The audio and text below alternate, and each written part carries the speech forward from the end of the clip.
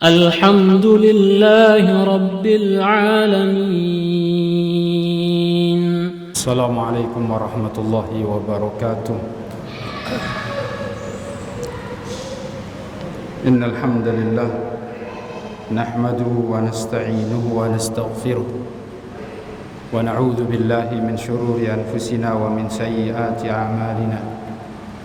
من يهده الله فلا مضل له ومن يضلل فلا هادي له. أشهد أن لا إله إلا الله وحده لا شريك له وأشهد أن محمدا عبده ورسوله صلى الله عليه وعلى آله وصحبه وسلم. Segala puji hanya milik Allah. Kita panjatkan syukur pada Allah. Pada kesempatan malam hari ini kembali kita melanjutkan kajian kita membahas kitab karya Imam Asy-Syafi'i rahimahullahu ta'ala. Sebelum saya mulai, saya sedikit menyampaikan nasihat untuk saya pribadi dan kita semuanya, bahwasanya dalam sebuah hadis yang diriwayatkan oleh Al-Imam Muslim rahimahullahu ta'ala dari sahabat Hanzalah Al-Asadi Al-Usaidi.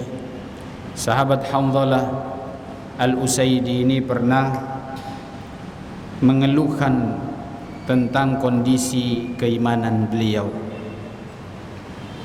Beliau suatu ketika menemui Abu Bakar As-Siddiq radhiyallahu anhu. Lalu kemudian Abu Bakar As-Siddiq bertanya kepadanya, "Kaifa anta ya Hanzalah?" Bagaimana keadaanmu wahai Hanzalah?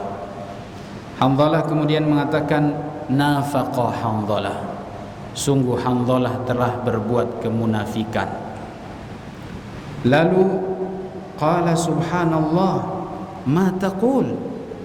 Abu Bakar sampai mengatakan, subhanallah, apa yang kamu katakan ini?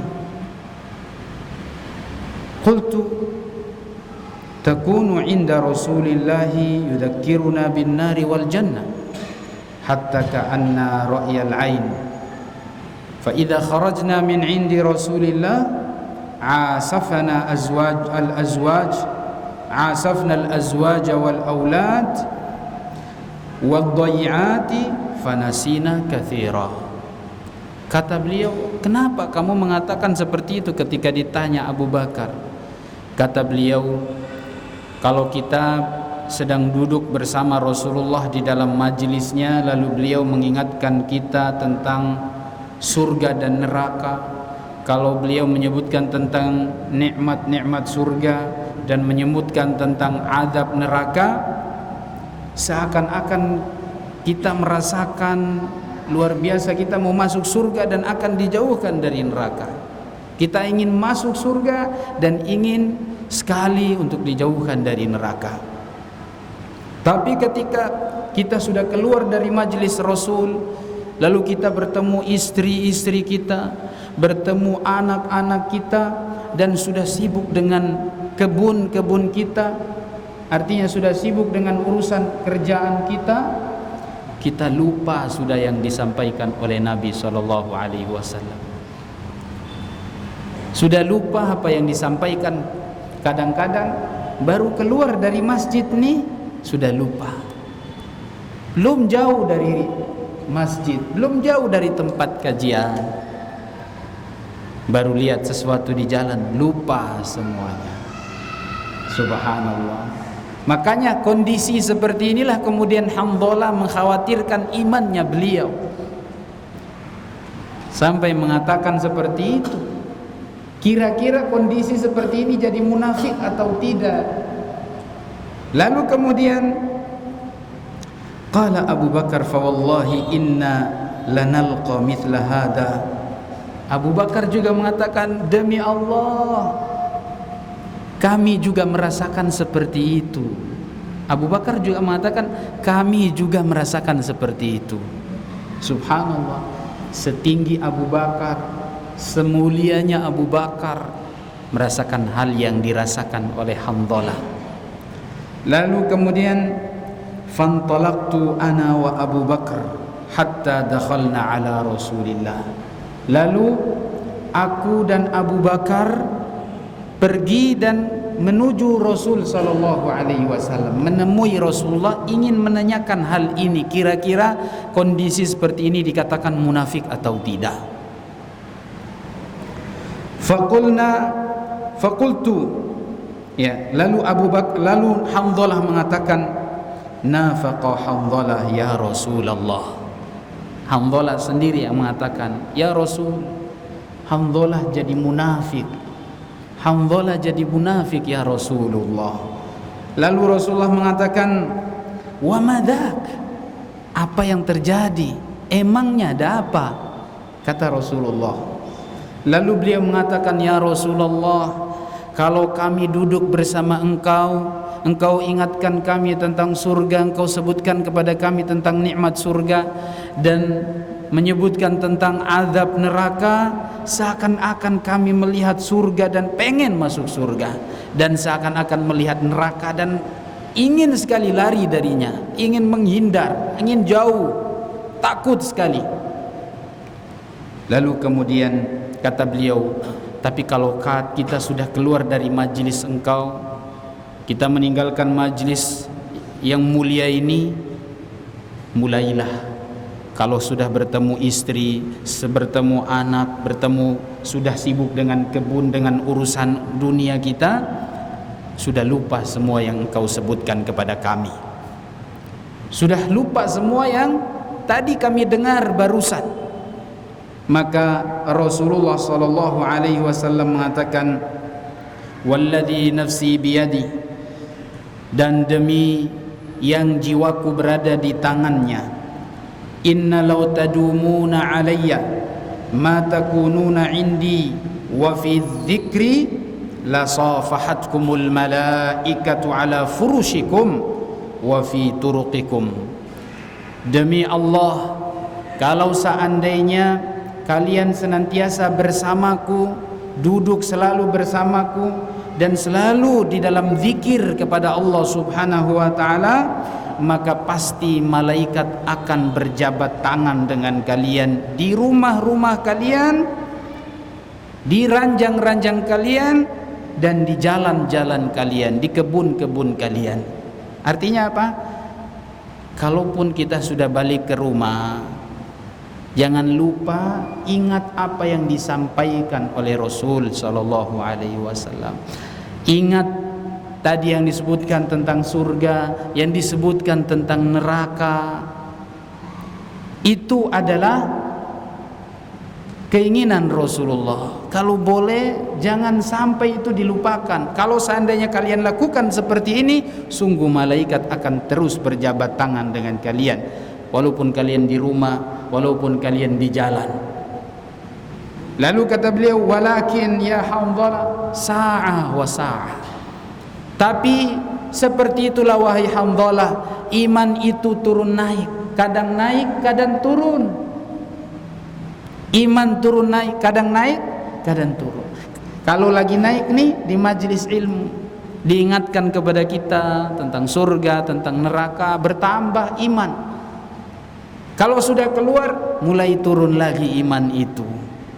Sa'ah wa sa'ah, iman itu ada waktunya, bertambah ketika lagi beribadah, berbuat kebajikan. Dan kalau kita sudah tidak dalam kebajikan, sudah bisa lupa semuanya, mulai turun semuanya. Bukan berarti ketika kita bertemu dengan anak istri lalu kita imannya hilang langsung, tapi seperti itulah kondisi. Beda suasananya karena bukan majelis ilmu. Kalau bertemu istri, bertemu anak, kan itu pikiran kita adalah urusan dunia kita semuanya. Apalagi sudah sibuk dengan kebun, sudah sibuk dengan dagangan, ya jelas kita akan lupa. Maka kata Rasul sallallahu alaihi wasallam, artinya apa? Pertahankan saja imanmu itu, jangan sampai engkau lupa. Karena memang iman itu naik turun, tidak dikatakan munafik, hanya saja iman itu naik turun.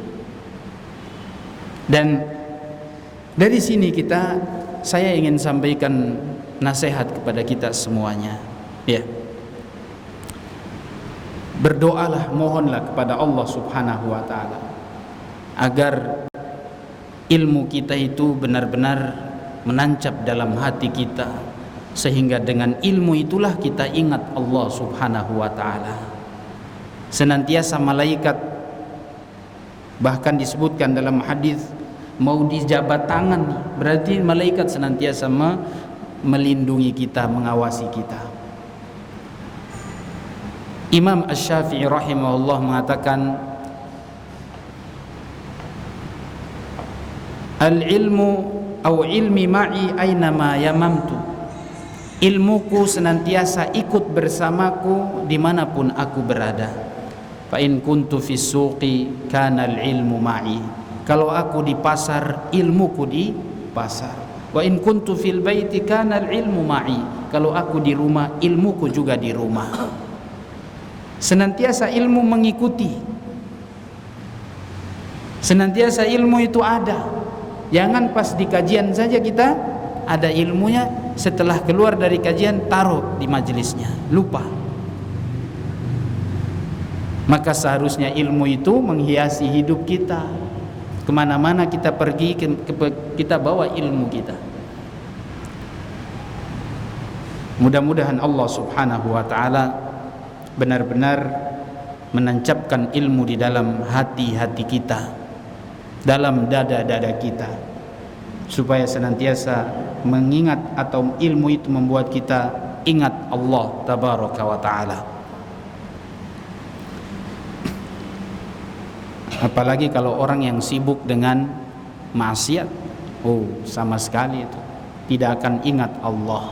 Antum saja ini yang sudah rajin kajian, kita saja ini yang sudah rajin ibadah, semua kita ini ketika lagi ibadah ingat Allah Subhanahu wa ta'ala. Alhamdulillah ya. Usahakan ketika sudah keluar dari sebuah kegiatan yang baik, jangan sampai melupakan Allah. Senantiasa lisan kita itu mengingat Allah. La yazalu lisanuka ratban bi dzikrillah.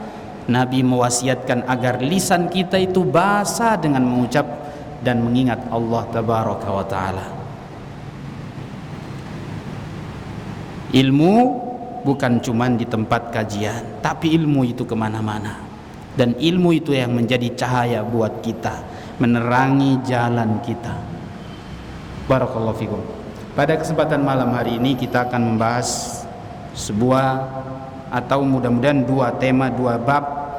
Bab yang pertama, tempat-tempat yang dibolehkan untuk sholat. Bumi ini, di bumi ini ada tempat yang dibolehkan untuk sholat, ada yang tidak boleh. Kita bahas yang tidak boleh saja. Yang tidak boleh buat dipakai sholat. Kalau bumi kan luas kan, pasti ada tempat-tempat tertentu yang tidak boleh. Ya, kata Imam Syafi'i, bab jima'u ma yusalla alaihi wa la yusalla minal ard. Kumpulan keterangan hadis tentang bumi yang boleh dipakai buat solat dan bumi yang tidak boleh dipakai solat. Kata Imam Syafi'i, beliau menyebutkan sebuah hadis dengan sanad beliau, Rasulullah sallallahu alaihi wasallam bersabda, al-ardu kulluha masjidun illa al-maqbaratu wal hamma. Bumi semuanya adalah masjid, tempat untuk solat, kecuali al-maqbarah wal hammam, kecuali kubur dan apa? Kubur dan kamar mandi. Kecuali kubur dan kamar mandi, pekuburan umum. Ini yang tidak boleh dipakai buat solat. Imam Syafi'i mengatakan hadis ini sanadnya munqati', tapi dia punya dua sanad, dia punya dua hadis.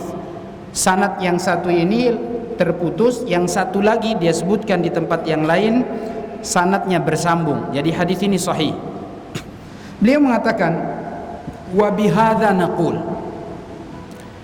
Sesuai dengan hadis ini kami berpendapat, yaitu apa? Semua bumi ini boleh dipakai untuk sholat kecuali kuburan umum dan kamar mandi, toilet, tempat buang hajat. Lalu beliau menjelaskan alasannya kenapa. Wa ma'qulun annahu kama jaa fil hadis walau lam yubayyinhu. Jelas sekali dalam hadis ini, walaupun tidak diterangkan sudah jelas. Bumi ini semua boleh dipakai untuk sholat kecuali cuman dua ini dalam hadis ini. Satu, kuburan. Dua, tempat toilet, kamar mandi, tempat buat pipis. Kenapa? Li'annahu laisa li ahadin an yusalliya ala ardin najisah. Karena tidak boleh bagi siapapun untuk sholat di tempat yang najis, di bumi yang ada najis. Berarti pertanyaannya, kuburan juga najis. Beliau menjelaskan, li'annal maqbarah mukhtalitatut turabi biluhumil mauta wa sadidihim wa ma yakhruju minhum wa dhalika mayyita. Kenapa? Karena kuburan, tanah kuburan itu adalah tanah yang tercampur dengan daging-daging mayat, daging-daging bangkai, wasadidihim, dan juga nanah-nanahnya atau busukannya yang keluar dari jasad manusia yang sudah jadi jenazah ini atau jadi bangkai ini. Dan ini disebut bangkai, dan yang namanya bangkai itu apa?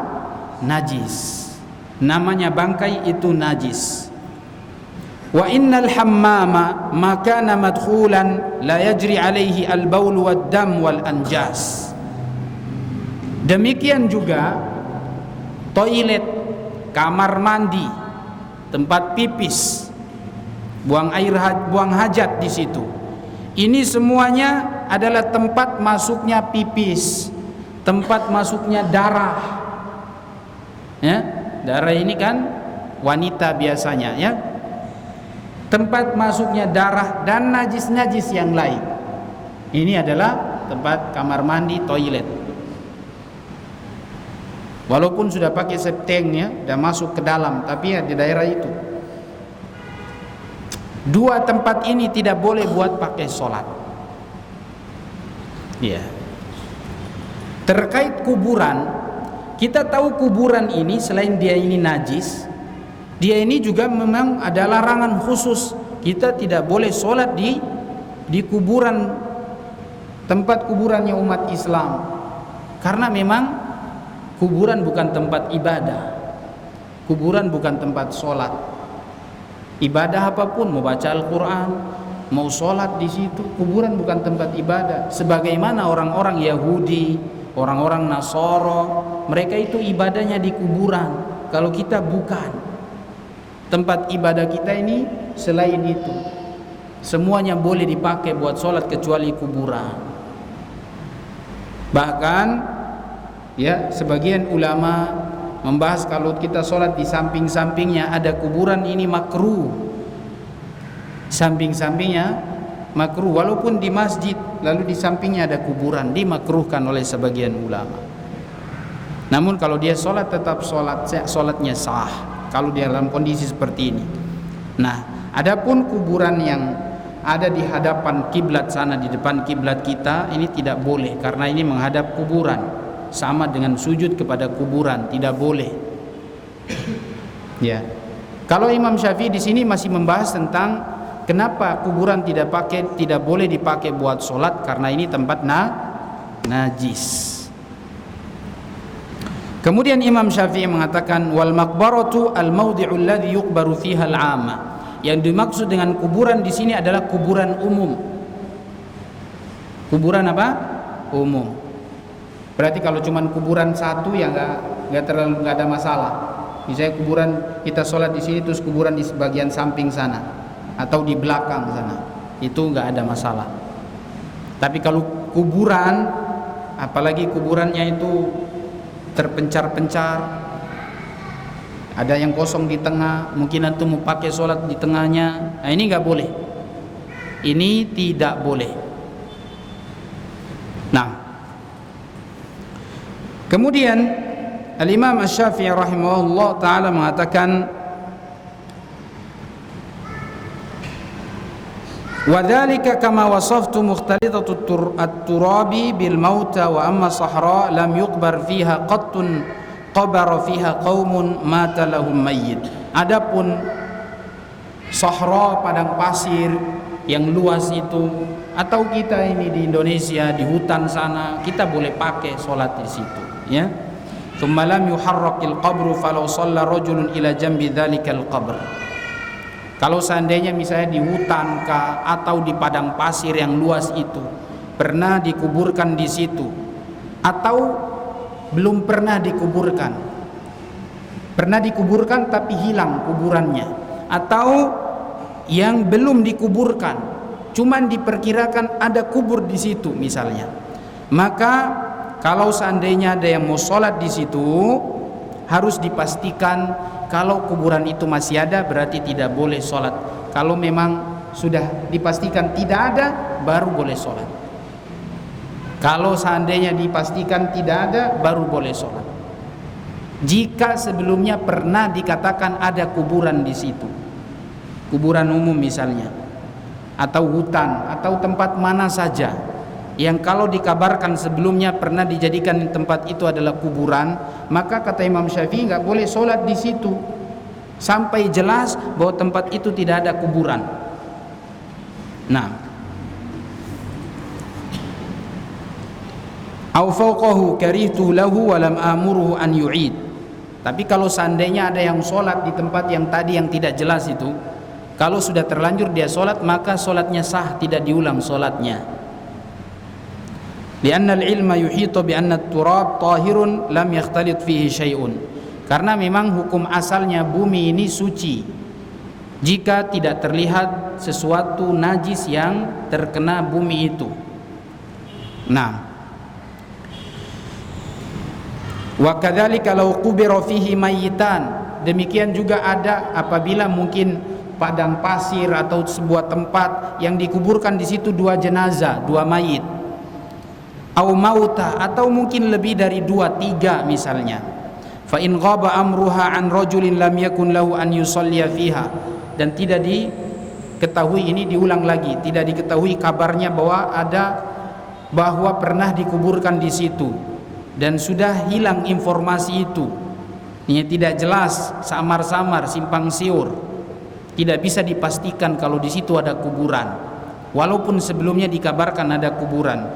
Liannaha ala annaha maqbarah hatta ya'lama annaha laysat bimaqbarah, sampai diketahui kalau tidak ada kuburan baru boleh sholat.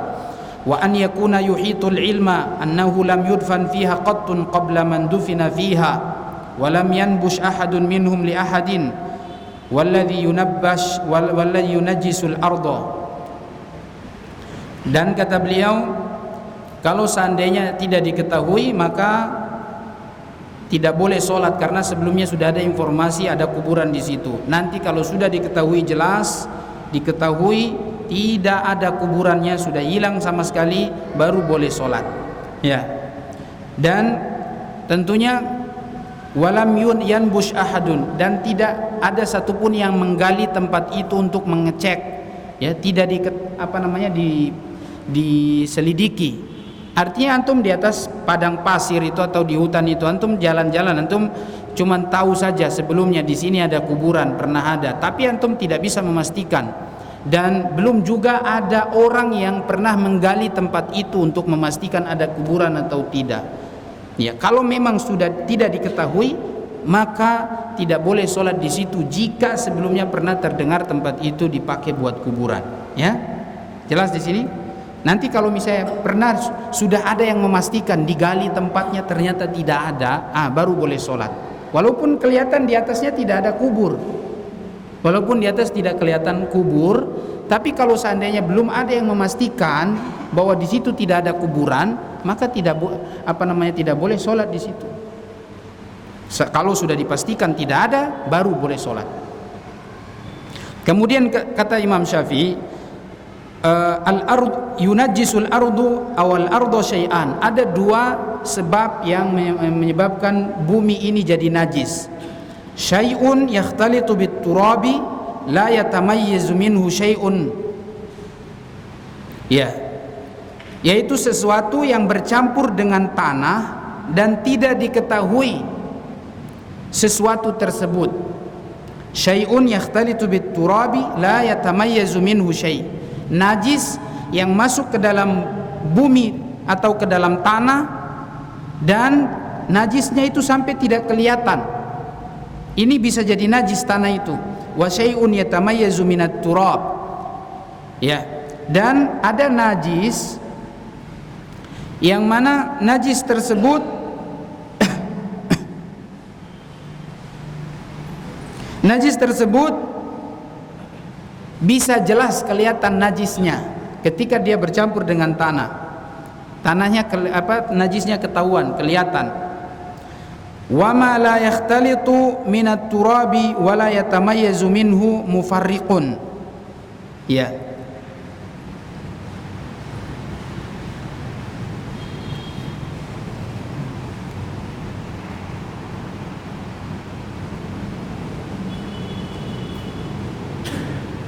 Yang kedua ini adalah dia tidak bercampur dengan tanah, wala yatamayyazu minhu mutafarriqun. Tidak tercampur dengan tanah, tapi tidak diketahui tanah itu sudah terkena najis atau tidak. Ya, tanah itu tidak diketahui terkena najis atau tidak, walaupun najisnya tidak bercampur dengan tanah tersebut. Lalu kemudian Imam Syafi'i mengatakan, fa idza kana jasadan yakhtalitu bit-turab wa yuqalu annahu jasadun qa'imun fihi kalahmil mauta wa 'idhamiha wa 'asabihim. Kalau seandainya yang satu najisnya itu bentuknya gumpalan seperti daging, bangkai atau tulang bangkai, tulang hewan yang pokoknya bangkai lah, tulang dari bangkai, wa 'asabihim atau mungkin isian perut, isi dalamannya. Pokoknya dia gumpalan, bentuknya jelas, sesuatu yang bisa dilihat. Wa in kana ghairu mawjudin li ghalabati at-turabi alaihi wa kainunatihi ka huwa fil ardi allati yakhtalitu biha hadha la yutahhar wa in ata alaihi al-ma. Kata beliau, kalau seandainya yang seperti ini dia masuk ke dalam, dia menyentuh tanah atau dia terkena tanah, misalnya dagingnya ini banyak misalnya, atau daging yang bangkai ini banyak terkena tanah, daerah yang di situ ini dikatakan najis. Ya, ini dikatakan najis. Dan kalau seandainya pun disiram dengan air, kata Imam Syafi'i, tempat yang daerah najis itu tidak bisa disucikan. Misalnya ada rusa yang mati di sebuah lokasi, daerah ini tidak bisa disucikan. Ya. La yutahhar wa in ata alaihi al-ma, tidak bisa disucikan walaupun pakai air. Wa kadzalika ad-dam wal khala wa ma fi ma'aniha, demikian juga darah atau yang serupa dengannya, mungkin pipis atau darah yang terkena tanah. Kalau dia masuk ke dalam tanah, kira-kira kelihatan gak itu najisnya? Darah dan pipis masuk ke dalamnya. Lau infarada kana jasadan qa'iman, kalau dia masuk ke dalam tanah, dia menyatu dengan tanah. Wa mimma yuzalu in kana mustajsidan fayazul wa yunaha fayakhlu al-mawdi' minhu ma kana tahtahu min turab aw ghairihi bihalatin wa syai'in yakunu kalma idza khalata turab nasyafahu. Kalau yang seperti ini, yang bentuknya cairan, baik darah maupun mungkin pipis, kalau bisa dihilangkan maka dia bisa dianggap suci, bisa dihilangkan, ya, bisa disiram dengan air walaupun sudah menyatu di dalam tanah tersebut. Kalau disiram dengan air lalu hilanglah najis tersebut atau sisa-sisanya tidak kelihatan dan benar-benar baunya hilang, maka dikatakan suci. Ya. Atau misalnya khomer juga najis ya, seperti khomer, pipis atau darah, wama fi ma'nah, atau yang serupa dengannya. Jika disiram lalu kemudian sisa-sisanya hilang, kemudian bau-baunya juga hilang, maka ini dikatakan suci. Wal ardu tadhuru min hadha bi an yusabba alaihi al-ma hatta yasira la yujadu wa la yuqal fiha minhu jasadun wala laun. Bumi jika yang terkena adalah darah atau khomer atau pipis, jika disiram dengan air itu bisa disucikan bumi seperti ini atau tanah seperti ini. Ya, sampai baunya hilang, warnanya juga mungkin hilang kalau darah ya. Jadi sampai hilang, disiram saja pakai air. Tapi kalau najis yang tadi terkena daging dan gumpalannya itu nempel di dalam tanah, ke tanah, maka ini tidak bisa disucikan sampai dagingnya itu dibuang dulu, ya. Bangkainya dilepas dari tanah itu, lalu mungkin tempat itu disiram pakai air sebanyak-banyaknya dan sama sekali dagingnya tidak ada lagi yang tersisa, baru boleh dipakai sholat. Ya, ini kondisi-kondisi ini kita bahas semuanya ya, walaupun mungkin kita tidak pernah bertemu dengan kondisi seperti ini. Ya, para ulama bahas. Nanti kalau antum ketemu di kondisi seperti ini, antum nggak bingung ya. Bumi yang terkena pipis, darah atau khomer ini bisa disucikan dengan air disiram sebanyak-banyaknya, sebagaimana pernah dulu di zaman Rasulullah ada seorang Arab Badui datang lalu pipis di pojok masjid. Ya, dia pipis di pojok masjid. Lalu sahabat-sahabat sampai marah semuanya. Sampai ada yang mengatakan, "Ya Rasul, biarkan saya potong lehernya ini orang ini." Tapi Rasul mengatakan, "Da'u la tuzmiruhu." Biarkan saja, jangan ganggu dia. Sampai nanti dia selesai, baru setelah itu Rasulullah bilang, ambilkan air.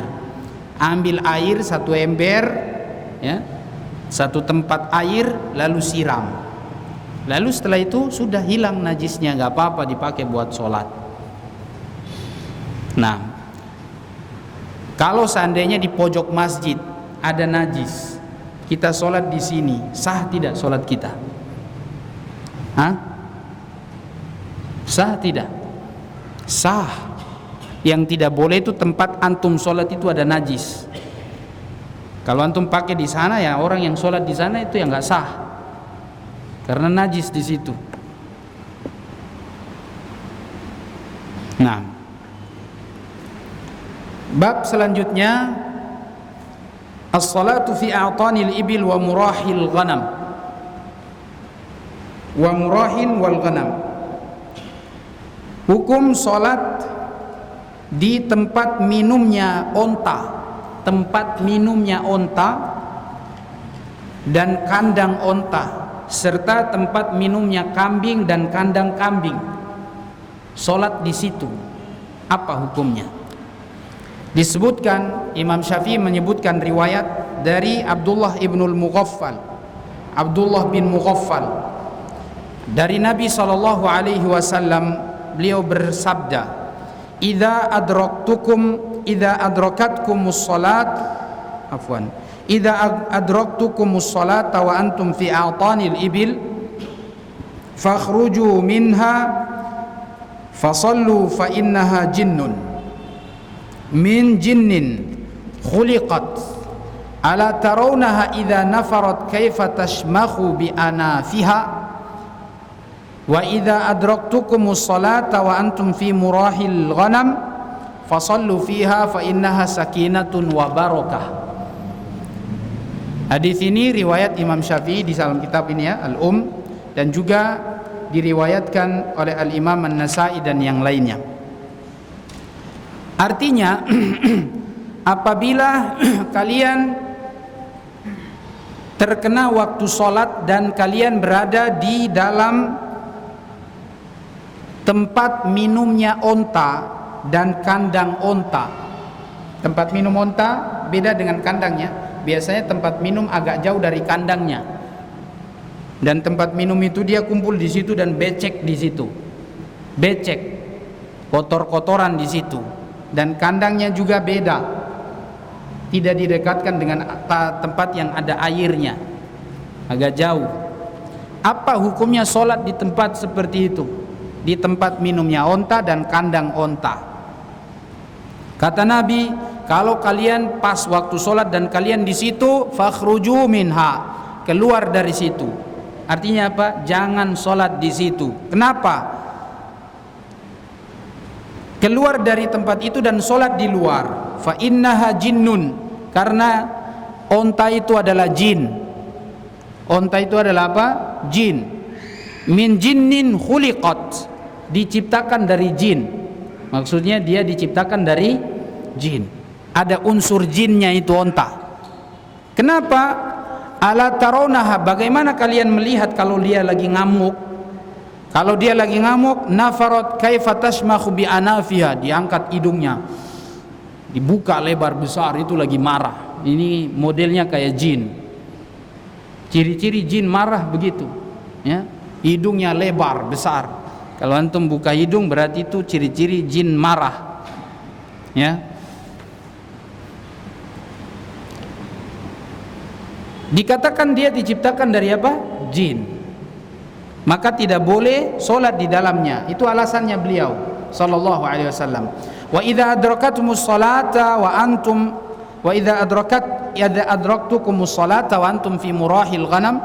Tapi kalau solat sudah tiba dan kalian sedang di tempat kambing, di kandang kambing, tempat pengembalaan kambing, di kandangnya, fa innaha fasallu fiha fa innaha sakinatun wa barakah, maka solat di situ karena mendatangkan ketenangan dan keberkahan. Mendatangkan ketenangan dan keberkahan. Beda. Tempat minum onta dan kandang onta tidak boleh solat. Sementara kalau di tempat minum kambing atau di kandang kambing boleh solat. Karena onta diciptakan dari jin, dia punya jiwa yang tidak bagus, ya, sehingga tidak boleh sholat di situ. Karena kalian akan bersama jin. Maksudnya kalau kalian sholat di situ, kalian akan bersama jin. Dan kalau di kandang kambing tidak ada apa-apa di situ, maka silakan sholat. Kalau di kandang kambing silakan sholat karena tidak ada jin di situ. Bukan karena dia najis, ya, bukan karena dia najis. Kotorannya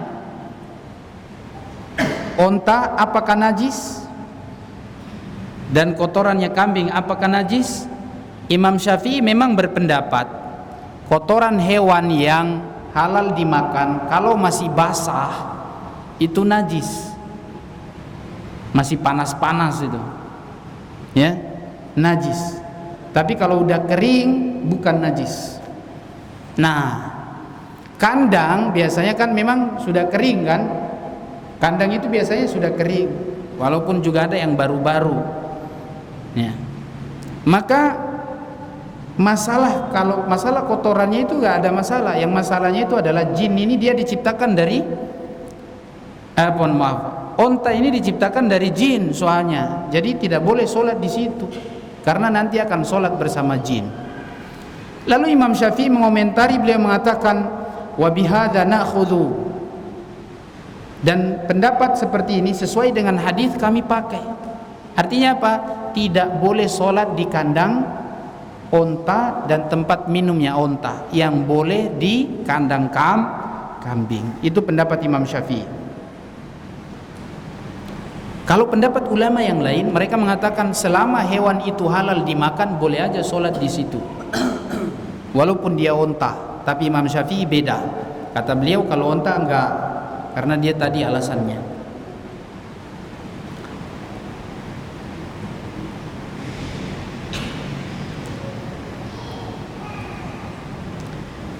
Di sini beliau menjelaskan tentang apa itu aton.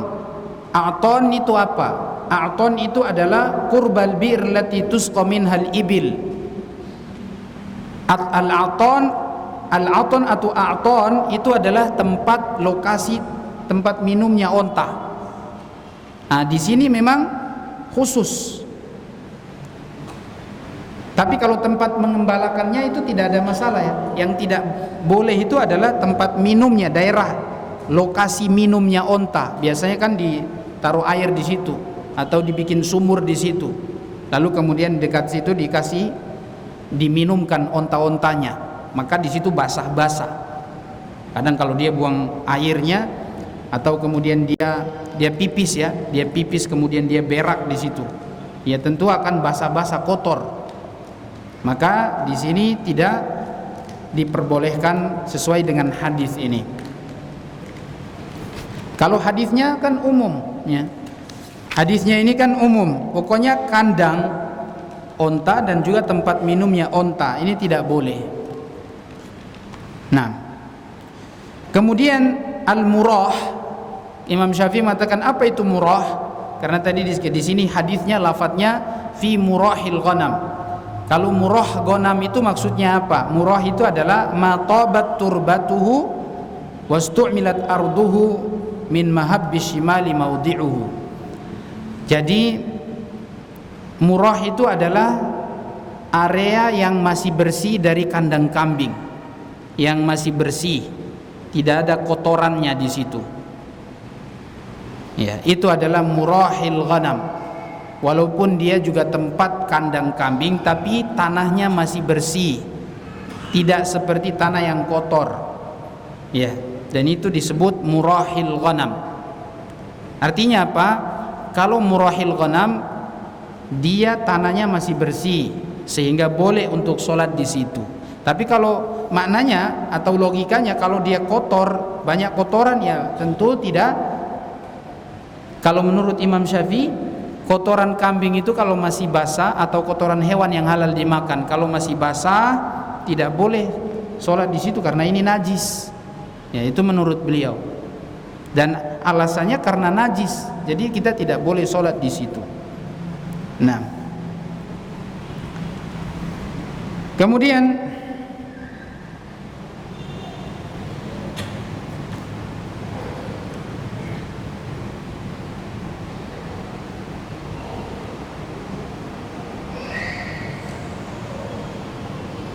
mana tadi?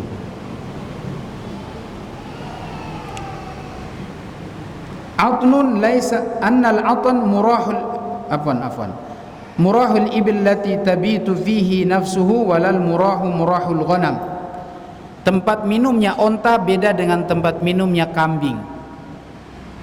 Tempat minumnya onta beda dengan tempat minumnya kambing. Itulah mengapa Nabi SAW membedakan antara hukum solat di kandang kambing dengan hukum solat di kandang onta. Makanya beliau mengatakan la tusallu fi a'tanil ibil, jangan solat di tempat minumnya onta, karena dia diciptakan dari jin, dan kita akan solat bersama jin kalau solatnya di kandang onta atau di tempat minumnya onta. Dalilun ala annahu innama naha anha.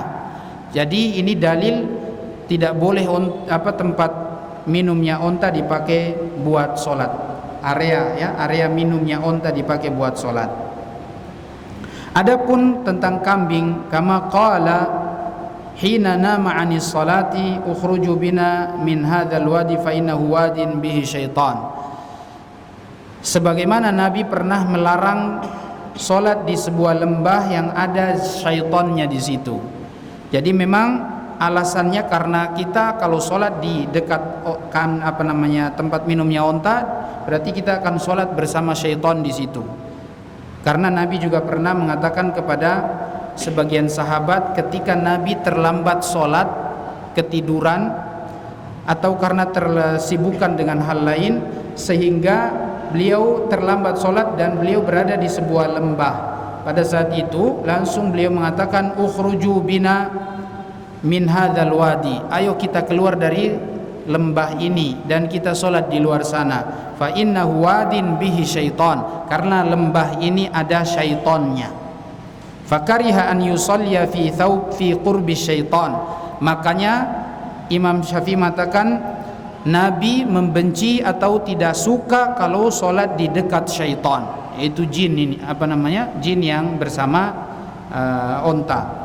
fakana yakrahu an yusalliya qurbal ibil, maka beliau pun membenci, tidak suka solat di dekat onta. Li'annaha khuliqat min jin, karena diciptakan dari jin. La li najasati maudhi'iha, bukan karena najis tempat onta itu, bukan karena najis tempat onta itu.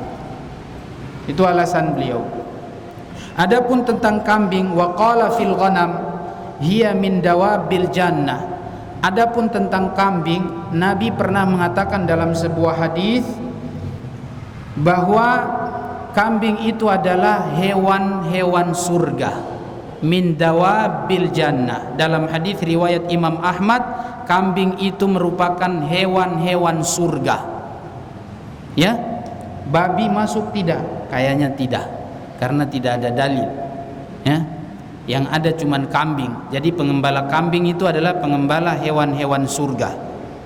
Ya, berkah. Makanya dikatakan fa inna fiha sakinah wa barokah. Kalau solat di kandang kambing ada ketenangan dan keberkahan, kebaikan. Fa amaru an yusalla fi murahiha, yakni fil mawdi' alladhi yaqa alaihi ismu murahiha alladhi la ba'ra fihi wala baul. Maka Nabi SAW memerintahkan kita untuk solat di kandang kambing yang tidak ada kotoran dan kencingnya.